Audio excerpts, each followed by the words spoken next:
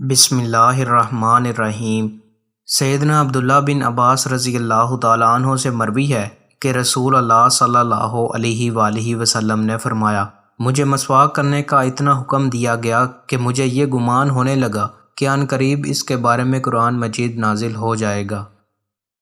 سیدنا عبداللہ بن عمر رضی اللہ تعالیٰ عنہ سے روایت ہے، وہ کہتے ہیں میں نے رسول اللہ صلی اللہ علیہ وآلہ وسلم کو دیکھا کہ آپ صلی اللہ علیہ وآلہ وسلم مسواک کر رہے تھے، پھر آپ صلی اللہ علیہ وآلہ وسلم نے وہ مسواک لوگوں کے بڑے آدمی کو دے دی اور فرمایا، بے شک جبرائیل علیہ السلام نے مجھے بڑے آدمی کو مسواک دینے کا حکم دیا۔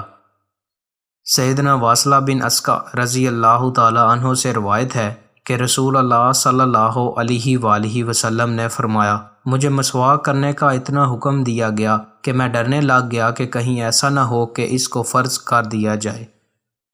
دوستوں، مزید اچھی ویڈیوز کے لیے چینل کو سبسکرائب لازمی کریں۔ بہت شکریہ۔